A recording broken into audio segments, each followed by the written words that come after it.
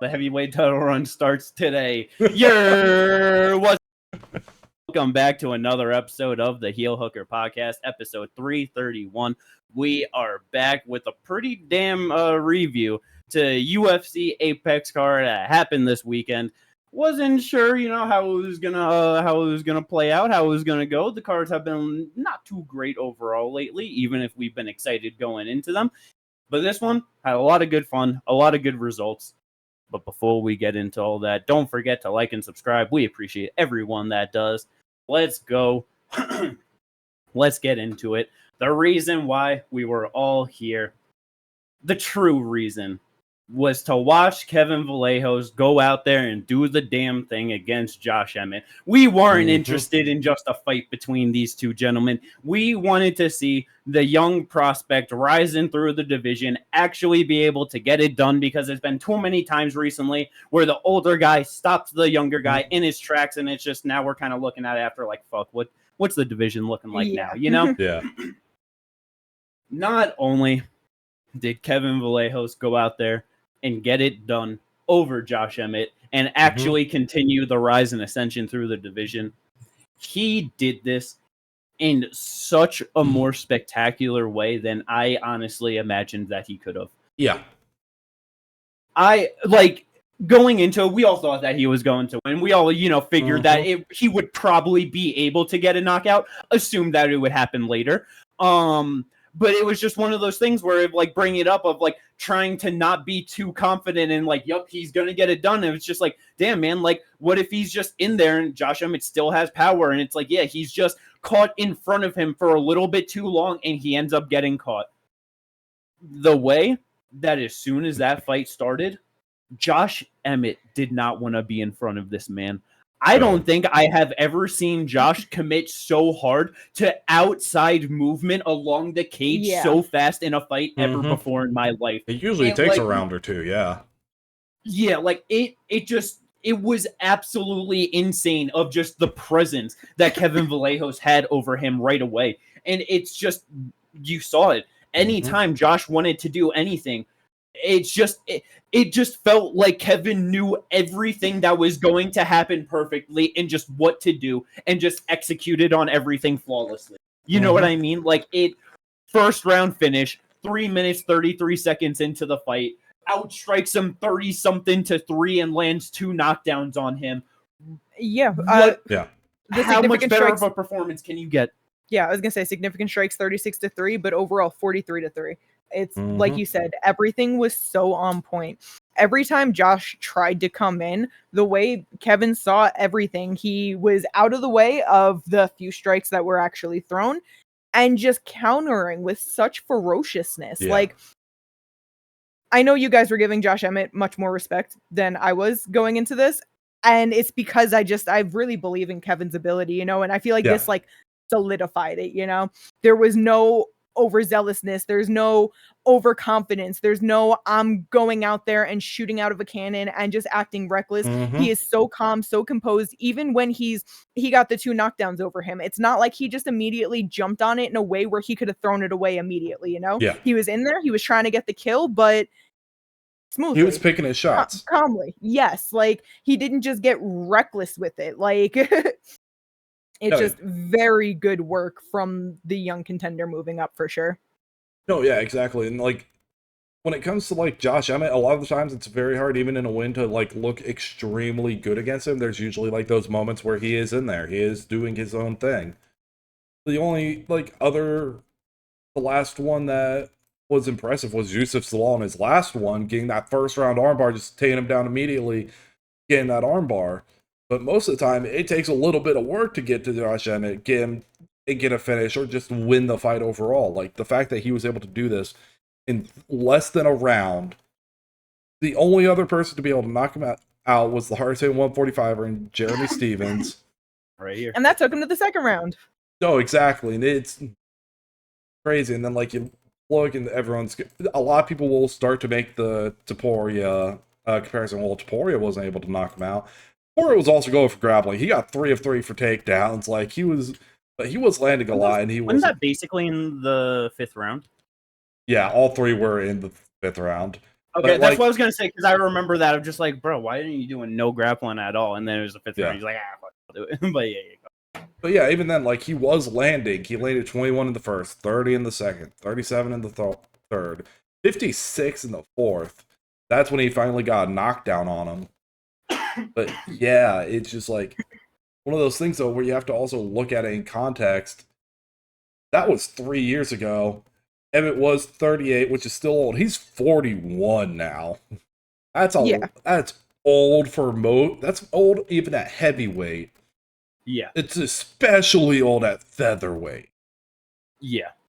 Like cause it's one of those things where because it's not to discredit Kevin Vallejos and what he did at all.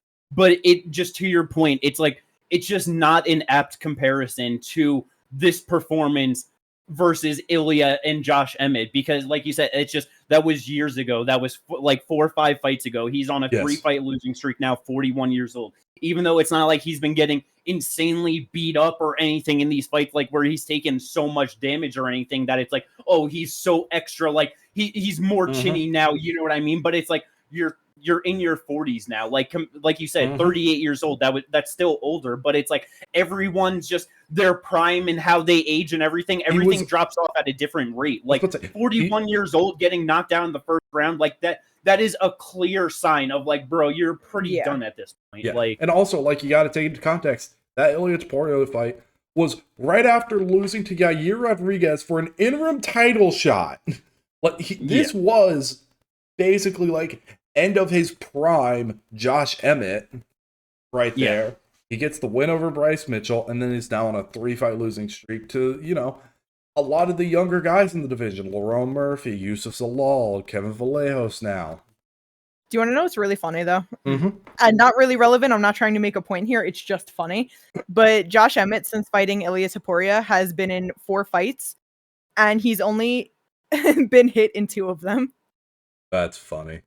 0 from Bryce Mitchell, 0 from Yusuf Zalal. That's funny because I was just looking at like the overall fact of like, since that, like, damn, 3 of like he's had 4 fights, and in 3 of those like 4 fights he's landed a combined of 5 strikes. Like that's where I like my brain went. But like that is still just a crazy thing of like it just proving where it's not it is just, I feel like it's truly just the age. Like it's just one of those things, man. You can only run it for so goddamn long, and it's like he has even like talked about it, and I'm pretty sure it was like the Yair Rodriguez, like that lead up where just going for the interim title and having that bigger spotlight, where it's like I'm pretty sure he was legit the first person Uriah Faber ever recruited to his gym.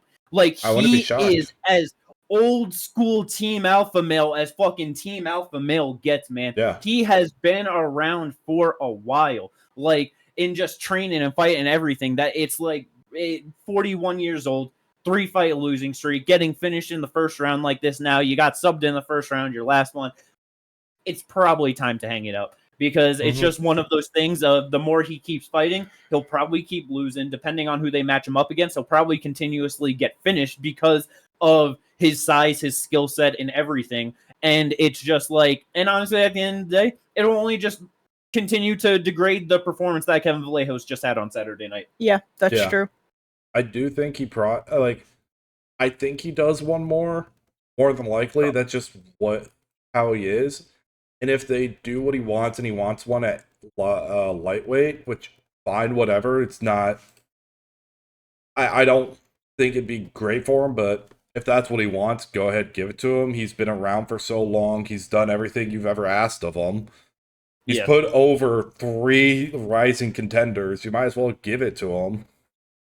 And honestly, someone who fought at 45, who I think would be a kind of interesting matchup, because they're both started out their careers as grapplers. Him versus Alexander Hernandez would be a fun fight. I think he probably want a bigger name. Can I be honest? I thought you were going to say Ortega. Ortega also, I wouldn't mind, but I feel like they're probably going to try and give Ortega a ranked fighter. Which I feel like they shouldn't, because holy shit, it's like obviously he's not old. I'm not gonna say, like, what is he, 33, 34? He might be like 35 now. Damn. Honestly. Okay. So it's like in that with being like to the mid 30s at this point, where it's not even like he's early 30s. I don't disagree that they are gonna do that. They probably will. They just fucking shouldn't. Like, he hasn't been looking good in his last couple fights. He has been having to pull out. Like, even he was supposed to fight Moicano and then he had to pull out again. It's like at 155. It's like, if we bro's having a hard time making the fights. He's having a hard time making weight. He's having a hard time looking good. Honestly, it's like, the other name I have, we don't need him there. The other name I have for Brian Ortega, be a really fun grappling match. I feel like him versus Grant Dawson, right outside the top 15. Grant Dawson just got kicked out by Manuel Torres. I think that'd be interesting. And then also for Josh Emmett, if he goes up to lightweight, one that could just be a banger, even though I think he probably does get chinned in it. And versus Drew Dober, man. I mean, did you see that Drew Dober asked for, I don't know. Chase Hooper? He asked for, he's got to beat the allegations. He's got to beat the allegations. I mean, who's... Wait, Bro, because did you see that Josh Emmett is white as white. When I like saw it, I saw that you had like yes, but it was like him and Chris Curtis like on the stream.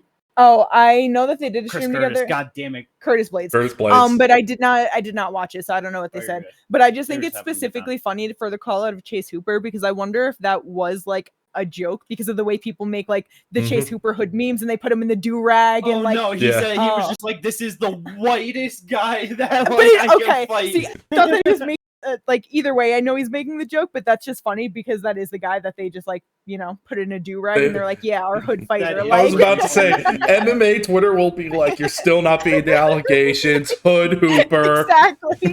He has no idea. I know, because it has been a while that they've done for him too. Yeah. Because it's been a while since he's fought, but his last fight, I absolutely saw that shit. Oh no, yeah. Well, I meant like I feel like multiple fights, like they've been like people have been doing that for a while. I see. My bad. No, you're good. But yeah. That is so funny. I didn't even think about that at all. Yeah, he would. Oh no, I think Drew. I think Josh Emmett might be whiter than Chase Hooper. I don't know that. I don't know how to scale their whiteness. Complexion wise, it's definitely Josh Emmett. Josh Emmett is like one of the whitest fighters on the. When you just look at complexion, white, you know what I mean? Like that's Drew Dober's safe in that one, I think. They'll find an excuse. Come out and just post a picture with like a fucking like some uncle or some shit that he has that's half black or something. They'll be like, he has the Hawaiian tattoo, therefore. But yeah, that would be honestly, in my heart of hearts, I don't even, because I know that I forget how recently he fought. I don't know if he's still in the UFC. I know they brought him back, but I think it might have been a one-off. But if they still got Jeremy Stevens. No, he's fighting Bobby Green. I'm pretty sure Jeremy Stevens about to fight, yeah. He's fighting Bobby Green. Bobby Green, yes. Oh, that's who it is. Which was such a random matchup to see booked. I'm down for it, but it's just like, what? Bro, run that back. Why not? Run it back. 8 years later, the first man to ever knock out, the hardest hitting 145er. Now they meet at 155. After he just got knocked out, yeah, that sounds like a really good idea. Why not? You're a genius. It just feels poetic, you know? A Jeremy Stevens knockout sandwich? Or will you go Michael Johnson? I was about to say, you do that actually, you want that rematch at 155? Why not? Michael Johnson was winning that fight until the knockout. Yep. Yeah, trouble against Artem Lobov, and then easily beating Josh Emmett after that fight until the knockout. Yep. Artem's the GOAT, bruh. But for Kevin Vallejos, gets himself performance bonus, rightfully so, 100K there. And he called for Yair Rodriguez for Noche. I'm down for that. Yeah, it's like, you ask me, and that sounds motherfucking perfect. It's like, it's one of those things where, it's kind of a big jump, but like at the end of the day, you gave him a big jump going into Giga Chikadze. Yes. He's performed spectacularly there. you gave him Josh Emmett, which was a very solid jump up, to just be like, okay, it like just one of those things where someone has a big performance like against a guy that you don't normally think that they should be fighting, and then they get launched into a level that they may not actually be ready for, and it's just like the stylistic matchup. He's shown that he's ready for the top 15, and he's ready for this level. Bruh, fuck it. So, just give him another big jump. Let's do it. I was thinking, you book. I know we called it for Noche. If they do Yair, I think something that might be slightly bigger might be Yair versus Jean Silva. But what I was thinking for Kevin Vallejos, fuck it. Give him the loser of Movsar versus Lerone. That happens this weekend. That feels like too big of a jump. Because while I know that they're literally right there, right next to each other, the skill level is different. Very different. I get what you're saying with it, but those like are two way more thoughtful fighters than a guy like Yair. Oh yeah, I feel like that's too much, honestly. Because like other than like the Yair fight, if like that ends up happening, I kind of would love to see the rematch between him and Jean Silva. Because it's like Jean Silva, since he's came into the UFC, has done a lot of great things, but I wouldn't say he's necessarily grown. You know what I mean? Like he has performed pretty much the way he's performed the whole time. But Kevin Vallejos took this loss to him at 21 years old 3 years ago, and he has improved. I feel like he's still improving. Like I feel like he's much more thoughtful of a fighter where he clearly is, but like, you know what I mean? Where it's like, he is so much more thoughtful of a fighter that I can't imagine the levels he's going to get to, as to where watching Jean Silva throughout these years, it's like, you're kind of where you are, like he's still young enough to actually like buckle down and make changes, but he's just so fucking reckless and wild, It's like, I would love to see how much that gap has closed and or surpassed, and created a gap the other way. Like, that's very true. I think that's so interesting. I think the UFC, because of how they are going to try and hold off on that match a little bit longer, may try and make that #1 contenders fight. So, let's go ahead and do Vallejos versus Yair, Jean Silva versus the loser of Lerone versus Movsar. And that kind of puts them on a potential pathway to getting to hell, depending on if Volk, after his next one, like let's say he gets Movsar, and he decides, all right, I'm good, I'm done, I'm retiring off on top. You could easily do like Jean Silva versus Kevin Vallejos as the vacant title fight. Yeah, 100%. And because I do feel like that would be better for a title. And oh my god, the storyline of these two fighting on Contender Series, getting to the UFC, making their way up the rankings, and now they are fighting for the vacant title in the rematch. That is a crazy storyline. Honestly, even you putting it that way, it almost feels like the UFC will try and set them both up to get wins in a way, and maybe even after Volk wins this, of hey man, what are we doing? You know what I mean? They may even try to just pressure him out, to in a way of just do you want to move up or something? Just in any way possible to have that, because that's that to your point, just the storyline of them two both on Contenders and coming from there, that is just such fucking validation to and proof of concept from Contender Series. You know what I mean? It's going to be a banger fight. It would, exactly. It would be awesome. But yeah, it just did really get me of you just after saying, you think that Kevin Vallejos is a more thoughtful fighter when it's just the guy that technically and tactically dismantled Giga and Josh Emmett back to back versus the guy that barks at people and surfboarded on Arnold Allen in his last fight. Okay, but you know what I mean. Yes. Just as soon as you said that, all I pictured him was just barking, and so that's why it just made me laugh. I saw you laughing because I was just it got me. I know that's why I corrected myself, because he is a more thoughtful fighter than Jean Silva. But that's why I corrected myself immediately, because I saw you laughing and I'm like, yep, that's exactly what it is. Because of course he is. But Kevin Vallejos, man, we talked about it with the Giga one of we knew he could easily win that fight, but there was a path of him doing it Yes. where it was more impressive than another way of just like steamrolling through him or whatever. And he just dismantled and fucking cooked him and got him out of there. It was beautiful. And the way that he went out there and did the same thing and even faster to Josh Emmett, it's like, this dude is good. I would be pretty surprised if he doesn't end up holding a title in this division, honestly. At some point in time, with the contenders in this division and his age and everything, I would be pretty damn surprised if he never ends up grabbing that belt. Yeah, I know, like we're saying right now, it's a huge, like, jump to Lerone, to Mozart, to Diego. Him versus Lerone is just such a interesting tactical matchup because they're both such thoughtful fighters. That would just be interesting. I think he has the skills and the movement to be able to win against someone like a Diego Lopez. Mozart is a hard fight for everyone in the division.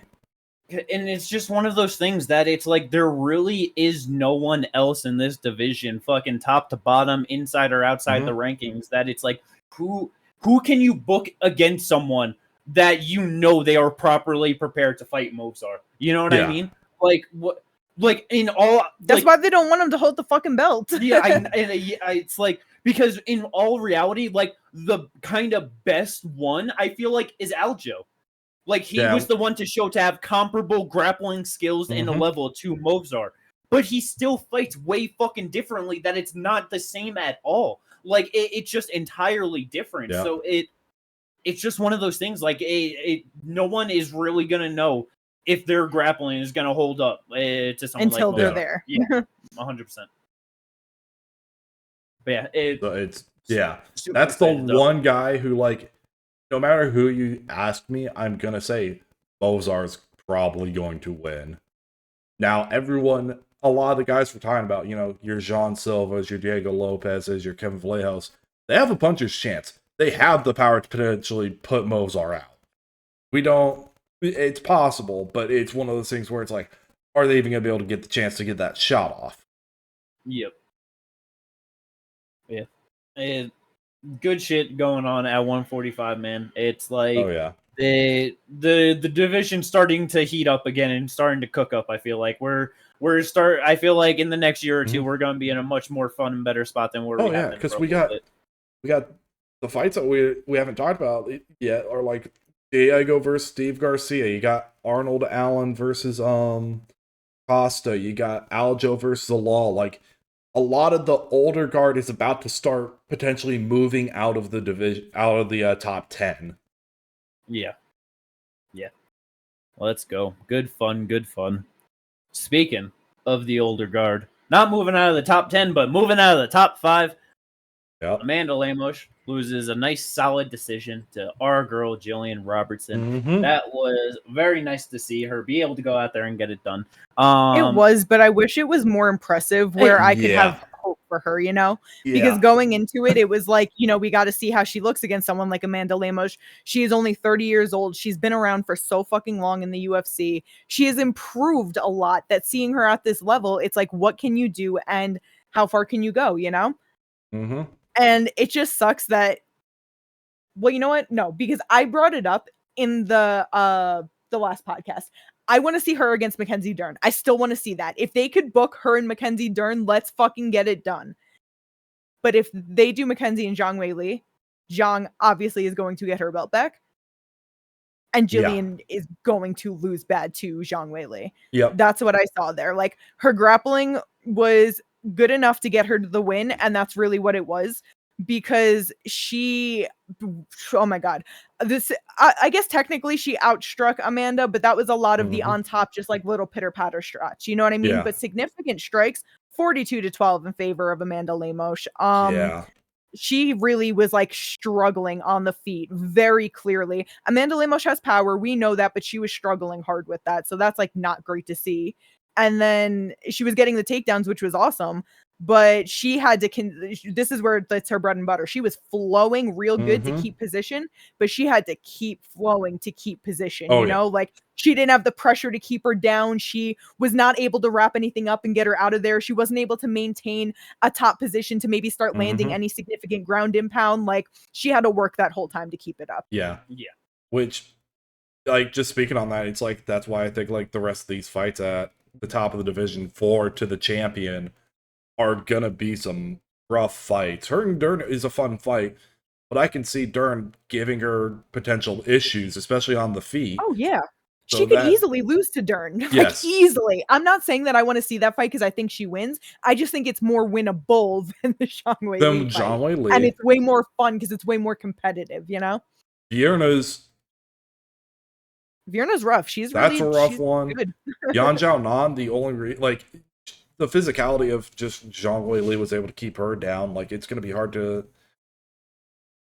wrestle her down even. And then, like, yeah, Tatiana Suarez, I don't think she takes her down at all. Yeah, probably. No, yeah. I feel like the only thing with Tatiana is that maybe because she's a wrestler in her own, like, maybe she'll feel confident in positions that her can down, and then the flowing and get Gillian flowing, exactly, where maybe she can go for something, and not to say that she'll get it, but it could create scenarios. Yeah, but to your point, I don't think she gets it. Yeah. And then even with Yan Jianan, even like the difficulty of getting her down or striking is on point too. Like, no, that's the way she will just be throwing that, like, you know, she's got rough fights ahead of her. For sure. Because it's like we're saying, like, you know, like, just, like a good win and stuff. One of those things where, because, going into it, talking about where it's like, just have been unsure about her even being able to, like, compete or, like, win at, like, the upper level. So it's one of those things of Amanda Lemos is definitely a more favorable stylistic matchup for her. But Lemos is also overall one of the more physical women in that division. Yeah. So it's like, it like with the trade-off, like, you know, of that, of like easier overall fight because of the style, but like hard because of the physicality, which it's like we've known that from the start, and it's like is just continuing to show even more as she moves up, like in the that it's like Gillian does not have that physicality at the top of the division, you know. But like for her to still be able to just like do enough to be able to get it done and win a decision over Lemos, I just feel like it's one of those things where, she does have definitely rough fights ahead of her. If, like, Zhang Weili, Tatiana Suarez. And it's, like, obviously, Virna and Yan, they're not going to be easiest fights. But those are not fights that are, like, impossible for her to win. And then, like, I feel like she's definitely showing, like, just overall craftiness enough in knowing how to just where to go get it done to be able to get it done that it's, like, would not be surprised if she could win those fights.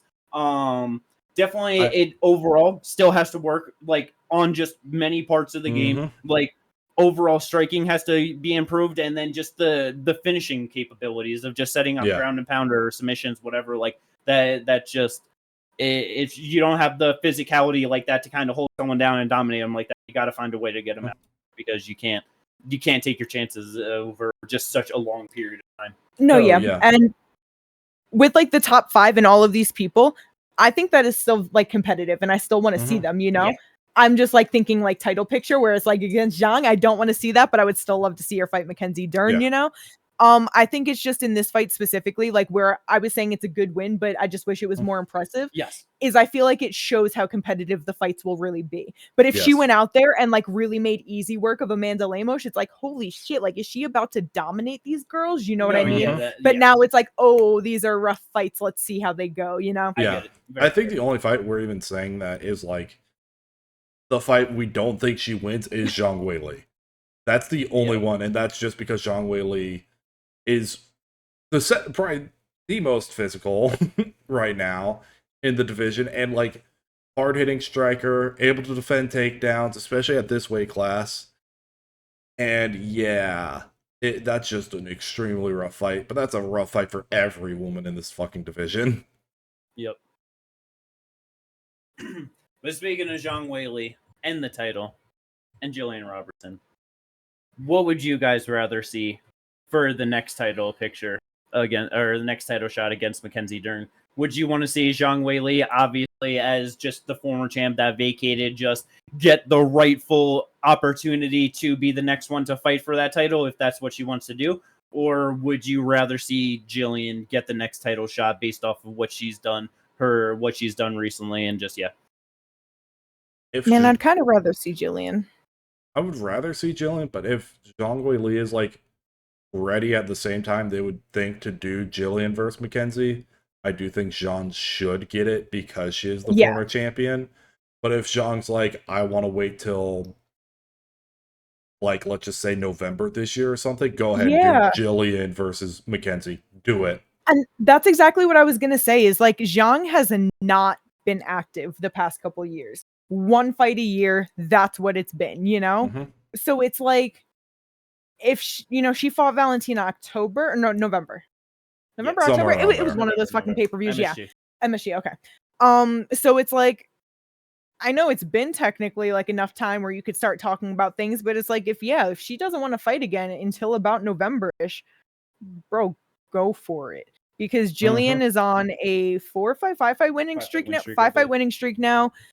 And it's the longest one, she just beat number 5 Amanda. Yang Jianan, I don't know where she's at, but it's like, She just lost to Virna. That's her last fight was the loss of Virna. She's booked against Tabitha Ricci. Lupi's booked against Tatiana Suarez. Yes. I knew it was Tatiana against Virna's Lupi, the only one who's not booked, I think, right now, and you're not going to run that back. So Gillian Robertson versus Mackenzie Dern, do it. Exactly. It's like, Tatiana just exactly. She lost to Zhang Weili. She's about to fight Lupi. It's everything is busy and no one is on a winning streak in the top 5 until should be newly top 5 now, Gillian Robertson. Yep. Throw her in there if Mackenzie is ready and down. Like, oh yeah. I definitely agree because I feel like the best reason to do that is it just feels shitty overall to Mackenzie Dern, honestly, to just kind of do that. To just like give her the belt because Zhang left and then make her till Zhang went back. Yeah, and then to just like fight her because it's just one of those things of like we all know that Zhang Weili's probably one, and so it really just delegitimizes. Oh my god, delegitimizes. Thank you, sorry. Just like her title win and just her like obviously it's only one in like her title reign, but it's stuff, but it just makes it feel so shitty and useless and pointless. Yeah. So it's like if you have her defend against Gillian, one of two things happen. A, she defends it, gets recognized a bit more as a legitimate champion, and do you have a little bit more hype going into the Zhang Weili fight? Yep. Or Gillian wins, and if you have Gillian fight Zhang Weili, it's just the same shit as just a champion nobody cares about, and they be the champion. They're only the champ because Zhang Weili is there. So, you know what I mean? Like, it doesn't really change the flow of that at all. I guess the only thing that, like, the UFC kind of loses on is, like, Mackenzie Dern versus Zhang Weili would be a bigger fight for the title, no matter what. But at the end of the day, what is that fucking doing to your Paramount viewers when on that fight? You know what I mean? There is not a single person. Yeah, like there's not a single person that is going to get a fucking Paramount subscription to watch that fight. And so it's just like at the end of the day, okay, maybe you get a couple extra fucking viewers, on like the live view or whatever. Yeah. I don't know. Which it doesn't do anything. More likely this would be a co-main event to another title fight on the card. 100%. We already know that. I did think of this though. In scenario 2 where Gillian Robertson does beat Mackenzie Dern, she'd be the first Canadian champion since GSP. That's an accolade she would have. Yeah. Crazy. Just to further show that only women Canadian fighters can do anything after GSP. Rory got close. After GSP retired. That was fair enough. True. Bro, and by that, what do you mean? Jasmine and Gillian? Like, is there anyone else? Because the only other Canadian lady I could think of is Jamie Lynn Horton. Name a Canadian. We're talking about 2 top 5 fighters. You know what I mean? Like, we sadly and crazily have Mike Malott in the somehow as our own Canadian male fighter. Outside of no, he's been kicked out. Oh, He's been kicked out for a little Congratulations. bit. Name No a male s- Canadian I was about to say, not a single other division has a Canadian fighter in the top 15. Yeah. Yeah, I'm not trying to discredit the women, but it's just funny that you're saying like only the women and it's just like 2, you know? No, yeah. I get what you're saying. It's just, it is funny that Canada just does not produce good fighters.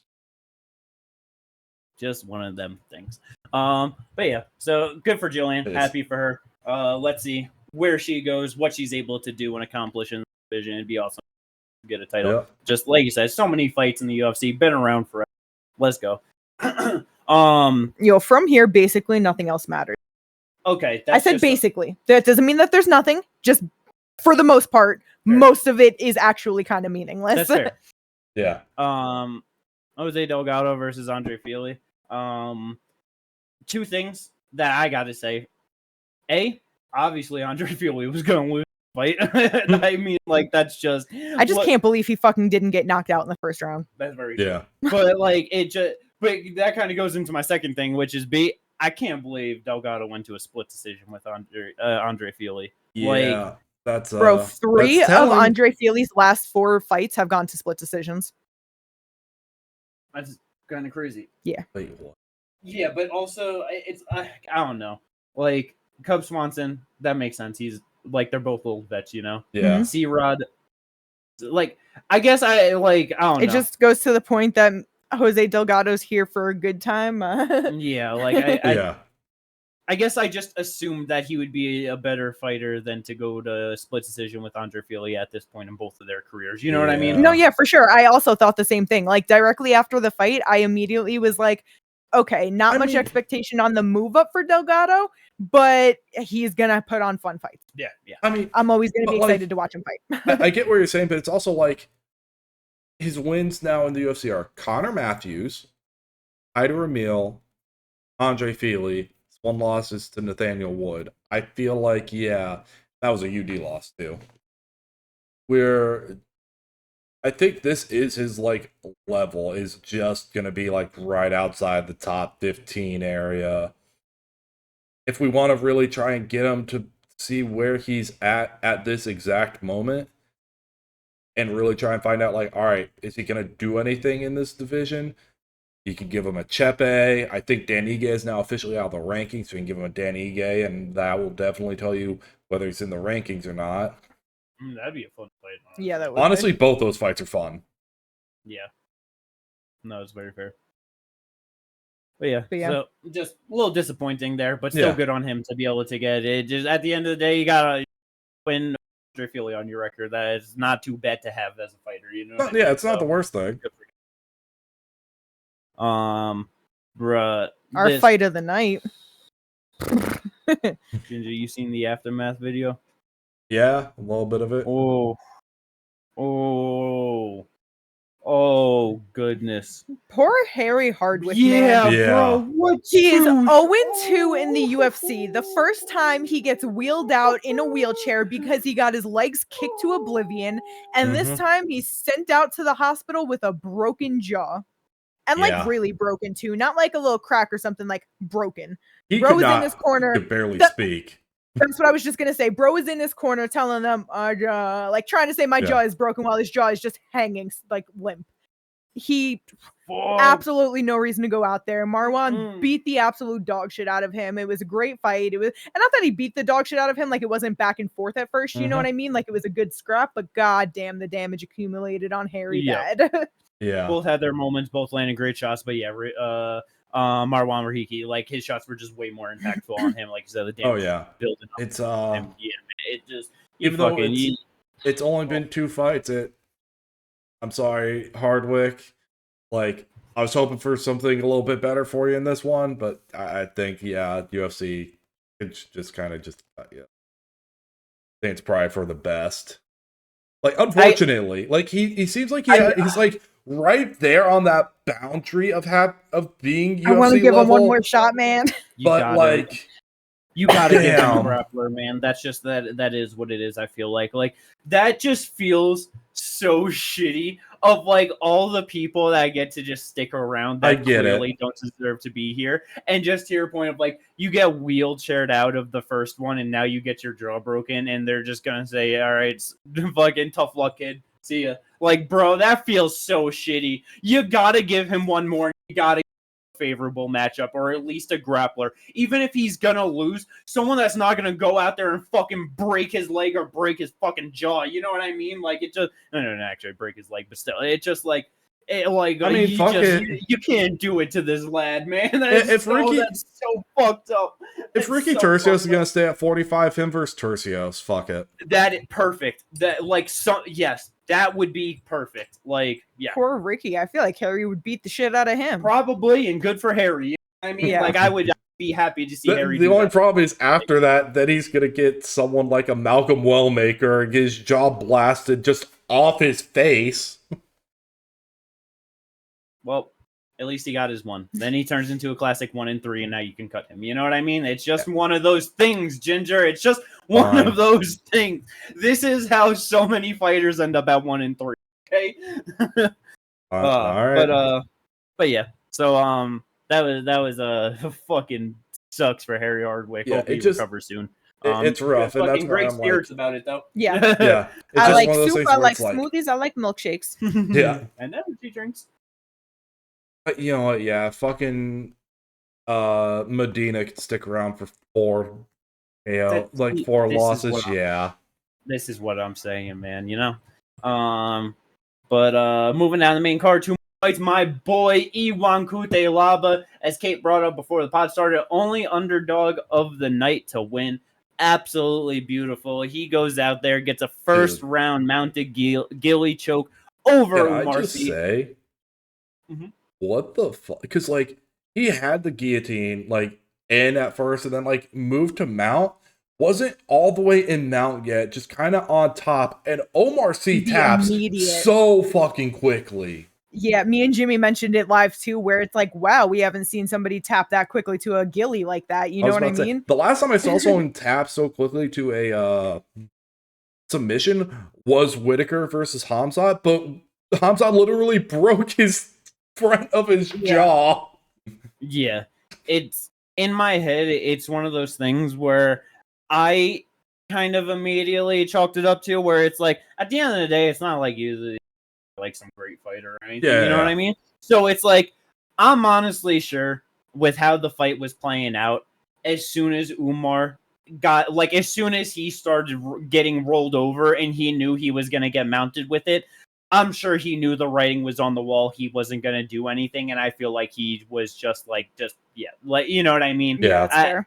I just feel like it was just instantaneous. Like, yeah, I'm done. Just end it. Like no reason to fight. He wasn't going to get out. Just, that's kind of what I thought it as.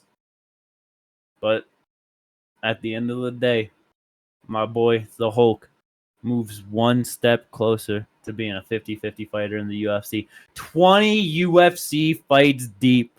Just like our girl Gillian Robertson. But not as stellar or shiny as a record, but it is, one might say, an honorable veteran record of 9-10 and 1 draw. Yeah. It's insane that I just looked. Omar C had the only fighter he fought that has a positive record in the UFC is Alonzo Menifee. Everyone else is either 50-50 or under and has a losing record. Crazy. He is currently 3-2. I guess he was supposed to lose this fight. I don't know if he, honestly, now that I saw that, I'm like, where the fuck does he go from here?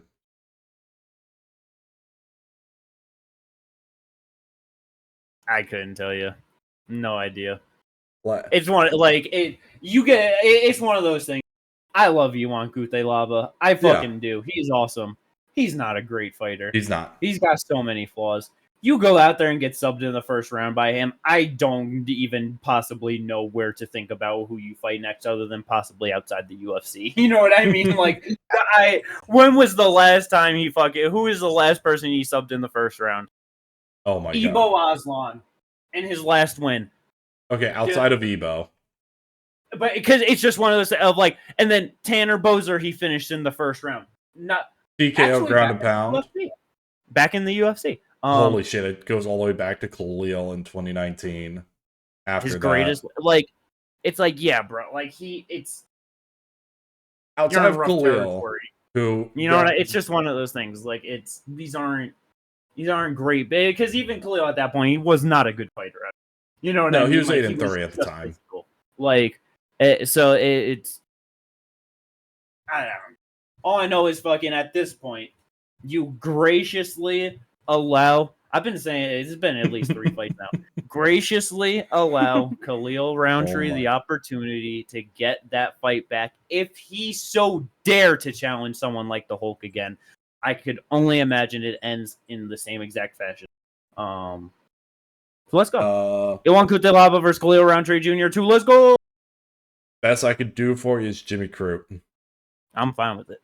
Charles Johnson got a split decision win over Bruno Silva. Charles Johnson's fun. That was honestly, he struggled with that fight then a lot more than I thought. Yeah. I thought this was going to be pretty solid, pretty easy wins. Yeah. It was kind of funny listening to him at like after the fight be like, oh, I don't know why it was a split decision. Like, I thought I did enough to win. And it's like, it was a pretty even fight where Johnson was like hardly outlanding and Bruno Silva was the one with the control time in every single round. Yeah. You know what I mean? Like, yeah. It was just, and it's not like he was landing these like the shots were so much bigger where he had him rocked, he had him hurt, he had him damaged. Like, it was an even fight. It was close. Yeah, like closer than I feel like it should have been. Yep. Did he call out anyone after the fight? Not sure. I don't know. But and because it also even which is like the just talking about it being close, like barely outland him. It's like optics as well. Bruno Silva's walking in to impress him up on the cage basically the entire fight. You know what I mean? So it's like that's just if you guys are going 1-for-1, but one of you has your back up against the cage. Most of the time, judges are going to be looking at the person that it doesn't have their back on the cage as winning. You know what I mean? Like, because at the end of the day, if damage and all that is even, now it's going to aggression and octagon control, and those are actual factors. So. No, yeah, and that's why like it's kind of like Bruno Silva winning that fight isn't necessarily wrong. You know, it's like it easily could have gone either way. I'm not saying that Charles Johnson shouldn't have won, but like it's that close. He landed 9 more strikes than him. Significant 85-73, and total strikes 110-101, and each round 18-15, 38-37, 54-49. And all of the control time goes to Bruno Silva. Then. Yeah. So it's like when you're literally talking about a handful of strikes per round. Oh What are we doing here? Like it could be anything. Like, anything. That's one of those, like, it's just one of those fights where, like, it doesn't happen often, but where it's like, it could be 30-27 one way, it could be 30-27 the other way, and neither of them could be that bad of a scorecard. You know what I mean? Right. It's just one of those things. I guess, like, it's only one spot up, but I guess Tagir next? Because, like, I don't think you jump Charles Johnson up to Moreno. I don't know. Anyone, honestly. He's just in a weird spot just because in his last 4, he's lost to Ramazan Temirov. He then beats Loner. He then gets KO'd by Alex Perez. And now beats Bruno Silva. It's just like... It's like, I'm sorry, but both of these men are 35 years old, and I feel like they're just here for these type of fights. You know what I mean? No, like, I know. give them whoever. Don't really move them up because there's no fucking reason. Just keep them right here. And you know what? Whoever they fight is whoever they fight. Yeah, keep them right here so the next person he knocks out, we know who's going to be the next champ. You know what I mean? Exactly. That's what You know what? Edgar Shirez wants his way into the top 15. Give him Edgar Shirez. Why not? It's one of those things where it's like, it's not bad. Me personally, I don't know how much I like that style clash. I feel like you could have them both in different fights and get better out of each of them. It's just one of those things, like I'm saying. It's just, he's in a weird position. Yeah, I get it. But that is the main card, though. Some good stuff, some good fun, a lot of good performances. Going on down to the prelims. We still had some pretty damn good performances. This is honestly one where there's one where there's only one real place to start. I feel like there's a couple places you could start on this one. What do you guys want to talk about for the prelims? Gingy, what you got and what you want to go first? Heavyweight fight that's actually good that goes to a decision. Yeah, it signed me the fuck up. Like Vitor Petrino versus Steve Asplund was a fun heavyweight fight for once, and even though Steve Asplund is a volume striker, gets outstruck by Vitor Petrino over 3. Even though I thought he might get the first round knockout after he knocked Vitor down. I was like, oh shit, he might not just be a volume guy. Yep. And then just over the next 2 rounds, Vitor Petrino just building and building throughout the fight, ironically enough, throwing more strikes in the second and third than he did in the first. And some of those, when Steve Asplund would come in, some of those crisp, just 3-punch combos that were landing on him. Like, god damn, most other heavyweights will have gone down. Because, god damn, Steve Asplund has a chin as well. Yeah, he does. Yeah, man. Like, it's one of those things where, like, going into it, obviously just real high on Steve Asplund and, like, just really wanted to see him go out there and get it done. But it is also just, like, after this, goddamn, Vitor should have been a heavyweight the whole time. You know what I mean? Oh, like, yeah. It's just, like, this dude is so good in physical in this fucking weight class. Yeah, like, at heavyweight, you're telling me you were throw 162 strikes and shoot 4 takedowns? Yeah. Now, granted, there were moments that showed the heavyweight slap showed through, where, we're not trying to act like this was perfect. Asplund at heavyweights is never perfect at the end of the day. Asplund at any moment were throwing shots that had no power, speed, or literally anything behind them. He was literally just in exhaustion. Terrible fucking like positioning, trying to chase after all of it bad. But he kept going for it, and there were times where he buckled down and still was able to pull it out and land some really nice shots throughout all 3 of the rounds. So that's obviously the bar is low for heavyweights, so that's good to fucking see, Yep. And then Vitor Petrino. He walked away so many times, hands on his hips, just looking at him. You gonna come over here, or am I gonna walk back over and get another breath before I get over there? Steve's like, come over here. I'm tired. Yeah. But every time Vitor threw, it was with true intent and commitment.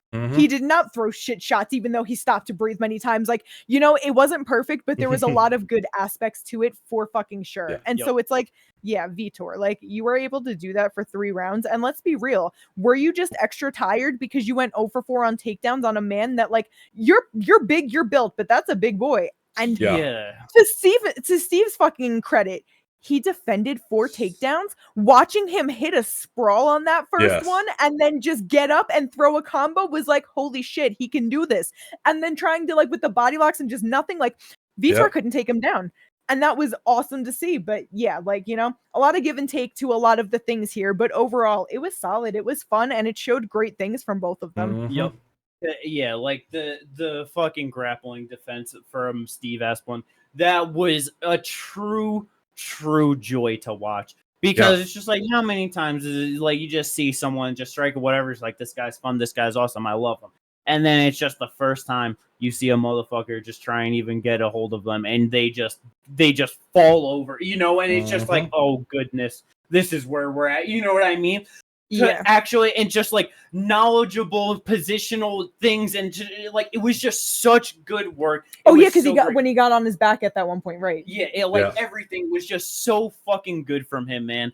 And it just and to the point of like, obviously they got tired, and like with walking away, whatever. Yeah. For me, it's one of those things where, like, at the end of the day, most people that are gonna talk shit about like people like getting tired in there or whatever, you probably couldn't throw punches at a heavy bag for 5 minutes straight without getting tired and wanting to walk around taking deep breath. You know what I mean? It's just one of those things. Yeah. So it's like, I don't expect everyone to have perfect cardio or whatever. No.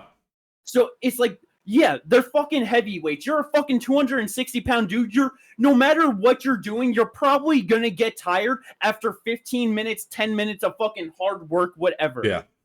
But it's what you do and what you're willing to do when you're tired. The fact that they went out there, fought their asses off for 5 minutes straight, got fucking tired in 5 minutes, and continue to go and do more over the back 10. That is what the fuck you want to. What the fuck more can you ask from a fighter? Exactly. Like, they are legitimately giving you everything they fucking have in there. Yeah. That is like, that is the most you can ask for. Like, it's just, good on them. Great fucking fight. I wish they got fucking honestly fight of the night. But honestly, it's also like, I'm happy Harry Hardwick honestly got it too. That? But it's like, just for them and like that, it's like, good on them, man. They definitely deserve more for what they got paid. Just awesome to see from a fucking, like, when was the we were just talking about how like we are fucking done with heavyweight, you know what I mean? And it's like, it's one of those things where most other fights are still gonna expect it to be shit, but it's like, that's where it's like, god damn it, Asplund. But just to see such good solid work from both of them, that's why it was awesome. And like, I got 2 fights that I want to see how you feel about them. For Vitor Petrino, which way do you want to see him go? We could go the 2 former 205ers, him versus Kennedy and Zechku. Or the way I want to go, Vitor should have been here.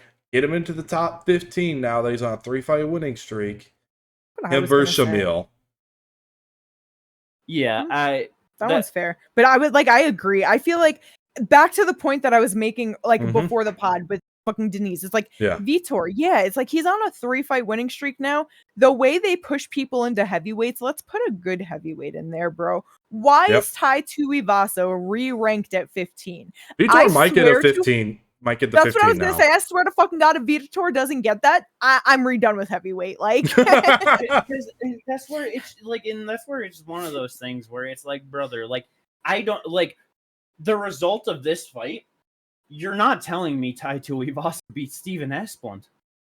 No, he lost this fight. Yeah. Why is the winner not ranked when I would fucking damn near bet every fucking dollar in my bank account that the loser of this fight beats a top 15 fighter? What are we doing? You know what I mean? Like, it's fucking stupid. Yeah. Like, get this man in the top 15 because it just fucking look at him. Why are you not pushing this dude at heavyweight? This is the only heavyweight basically on your roster right now that fucking looks like this man. No, it's like, what are we doing? He's 28. He's built like a fucking beast, actually in shape as a heavyweight. To your point, it's like, also, after the White House, about the body differences, talking about the best physique to the worst physique. Which I mean, him versus like someone like Ty, it's like which is where, you know what I mean. But wait. I was just saying, like, between him versus Ty, like Steve and Ty, well, I think Asplund was making more of the joke of like the loose skin, everything. Stuff, you know what I mean? Because right before that, he was like, "This dude looks like a model. Why is he fighting? Go fucking model somewhere." And then made that comment. So like, No, I get it. And for like, Steve Asplund, like, they're a bunch of just shit fuck heavyweights. Like, he's like right now, just like, you know, to fight whoever. Honestly, maybe him versus Kennedy, actually. And then you do Vitor versus Shamil. Possibly. Look, right now at heavyweight, Kennedy is 2-1 and 1 no contest. He's got too good of a chin. He's got it. Yeah. Because it's like, I feel like Kennedy's going to be like the better technical striker. Like, he's going to hit him with a lot of good straight shots out there. But it's like, he's going to eat them all and he's going to come down and just destroy them on the cage. So it's just in my head. I feel it's just one of those things where it's like, you just see all these fucking random guys just get these random fights and whatever. And it's like, and it's just like, why is fucking Vitor not getting pushed at heavyweight? Why is Steve so early into his UFC run fighting a guy like fucking Vitor? Why is Josh Hokett fighting fucking Curtis Blades? I mean, but you have Vitor. But I mean, why is Salsa Teixeira fighting Sergey? Like, you know what I mean? Like things like that, where it's like, sure, he has the personality, but it's like, bro, you can actually push Vitor. You know, like it's just like it's just like he just lost this. let him fucking just mollywop the fuck out of the back end guys for a little bit. Get the confidence, get the skills increasing, get the mojo back. Just put him on like another 3-fight, like on a 3-fight win streak in the UFC or something like that. Get some fights under his belt, and then like give him another good test. Yeah. But yeah. Let's go. Both of them will probably do some good shit and be in the rankings soon. Yeah. 100%. Okay, where do you want to go next for the prelims? I mean, I feel like the only other thing that kind of like matters is Mykybek and Chris Curtis. Mykybek got the UD. Yeah. Not that there isn't things, but that Mykybek he broke the record, right? 19? Well, at welterweight. At welterweight, yeah. Yes. Mykybek breaking the record for the most takedowns landed in welterweight division, and in history, he's number 3 behind Merab and Khabib, right? Yes. Yeah, for a single fight. For a single fight. That's what I mean. In one fight, like. But yeah, so it's not that it was the most exciting fight. It wasn't like super exhilarating or anything like that, but he showed good work. He was taking down Chris Curtis real crazy, and Chris Curtis was real upset about it. Yeah. As he tends to be. It is interesting with Mykybek because it's just like, I see what you're doing, but it's just like, how do I parse that against a lot of the guys in the upper end of this division? Like, are you going to be able to, like, play that game against some of these guys, or are they going to be able to keep it on the feet and, like, not get taken down like that? You know what I mean? Yeah. It's like, I don't know, man. Like, it's one of those things where in my head, I don't believe in Mykybek Urabai being like a real contender in this division. Yeah. Like, I just haven't thought of it. Like, he's just more like, especially just like with just all the memes right away, it just kind of just feels more like a meme fighter to me. You know what I mean? Everyone just has fun when he fights. They just, you know what I mean? Talk shit, make some jokes, and then he just goes out there and fucks someone up. And it just, but like, it's one of those things of, especially at welterweight now, because the Tafik Messiah was welterweight as well, right? I believe that was our catchweight. Catchweight because he missed weight. Okay.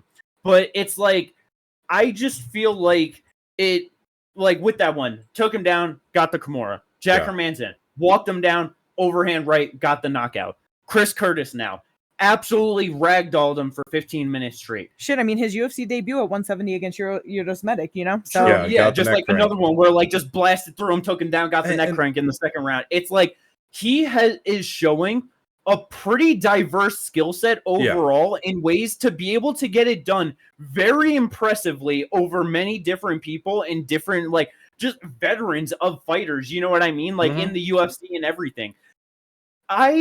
I feel like he's going to do a lot more and get a lot more wins than people think. I don't really know what his ceiling is. I don't know where exactly he's going to go. Excited to find out, though. Yeah, and it's like, I just would not be surprised if it's like, where you're just saying, like, you don't know how he stacks up against these other guys. I also agree with that. But it's like, if he ends up winning another fight or two, and now he's fighting someone like, he ends up in a fight with Carlos Prates or something, and he goes out there and destroys him, I'm not going to be surprised. If he goes out there and beats a guy like Michael Morales, I'm not going to be surprised. Like, that one I might be surprised. I'm not expecting anything from him, but I'm not putting a ceiling on him at all. I get it. And that's how I feel about Mykybek after this fight. It's like that. His 2 losses also come at 155, and I mean the Rebecca one was also a catchweight because he couldn't make weight, but obviously that's the thing, is he couldn't make weight. Like, he's not he's not huge in stature, like he's 5'10" with a 74 inch reach. And so it's like, but obviously his body is not willing to make 155. He shouldn't be there. So it's like, with his 2 losses being there and clean record at 170, it's like, definitely obviously performs better, obviously feels more comfortable there. And to your point of not putting the ceiling, I'm just excited to see where it's at. It's like hard to put a ceiling because also it's just like, Tafik, cool, it was catchweight, that's awesome that you did that. It's just like Jack Hermanson moving down to welterweight when he was a pretty big middleweight and having problems with getting knocked out before that. It is one of those things where I'm like needing to see a little bit more. It's just one of those things where it's like, okay, but who do we match him up against now? Are we gonna throw him in the top 15? Are we gonna give him someone like who's still just right outside the top 15? I mean, to be fair, like I feel like in all reality, it's like one, to your point that you brought up, his UFC debut, he finished Urdos Magic. He is now ranked number 12 in the division. Yes. Everyone underneath him, if you got those guys ranked 15, how is this guy not fighting for 15 No, spots? yeah, that's fair. Fuck it, him versus Give him Colby. Let's get it. Colby won't take it. I know Maybe he he will. won't. Give him Colby. Give him any of them. My MVP is about to fight, but it's like, yeah, like give him D-Rod, give him Colby, like whoever wants to take it. Why the fuck not? Literally, MVP's fighting this weekend, so yeah. Yeah, true. Because yeah, it's like, you know, Get Gilbert out the rankings, man. We gotta save him. Boy, we gotta save him. He's about to fight Mike Milan. I know, but we gotta save my boy. He's gonna fucking beat him and he's gonna fight Mykybek. That's what's gonna fucking happen. no. Nah, Mykybek's about to fight D-Rod. Whenever D-Rod comes back. Gilbert. Oh yeah, D-Rod's disappeared, huh? Yeah, he's like Nobody knows what happened Didn't to he go to D-Rod. like Mexico Joe or something? That was a apparently. rumor, I But he feel also like. has not appeared back since, so he might be.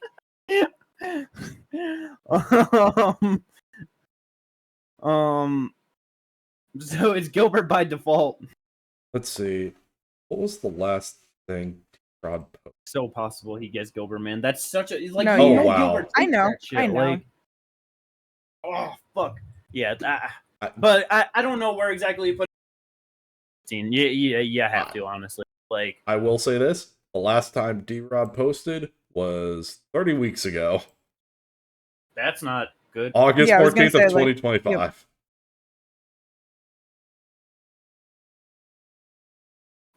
yep. Well, so yeah, we'll see what happens.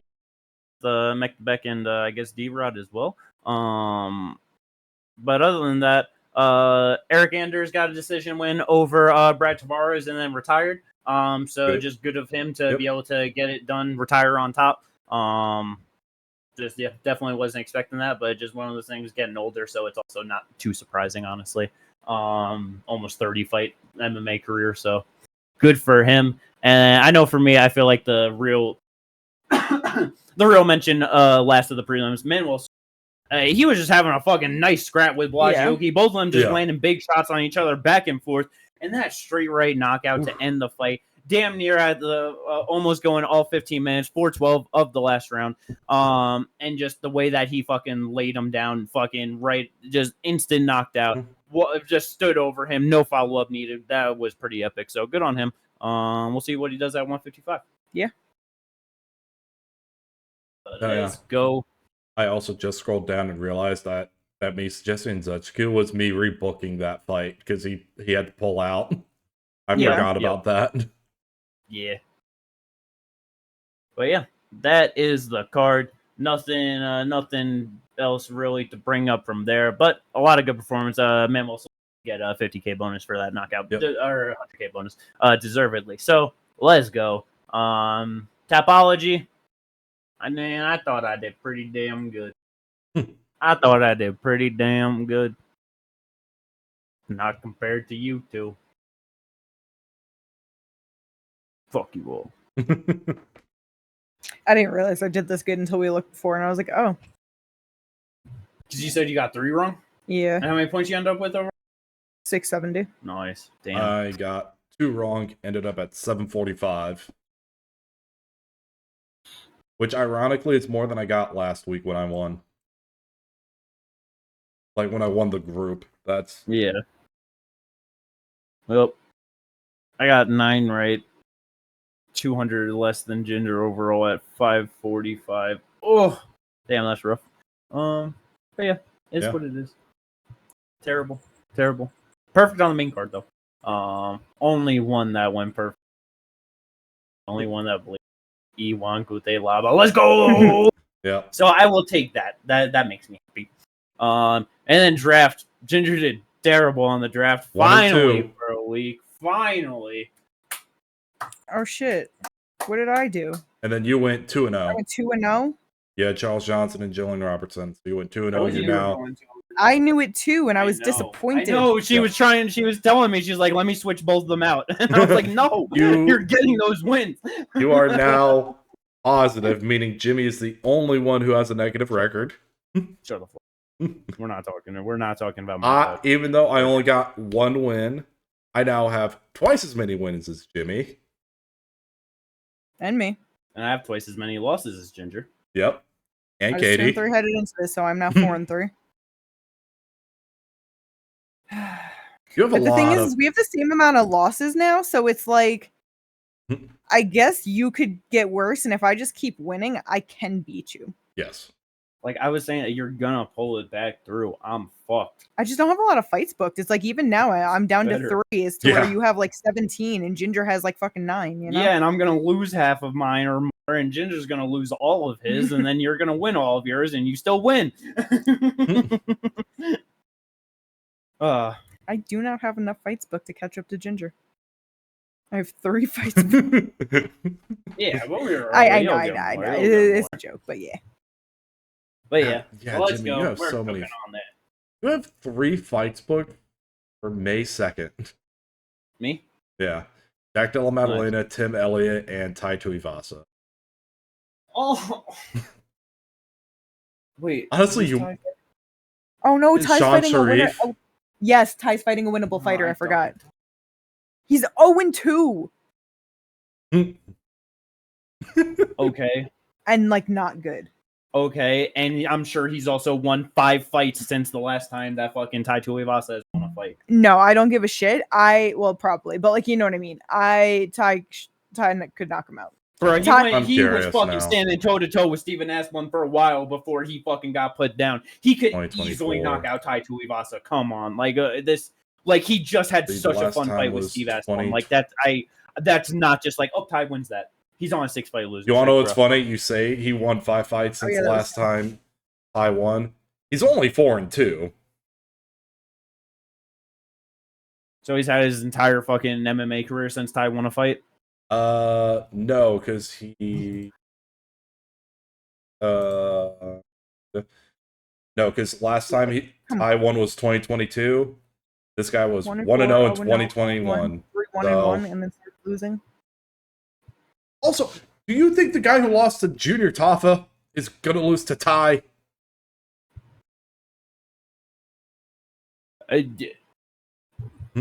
Brother, like it's one of those things. It does not matter what he has ever done at any point in his life in Tai Tuivasa.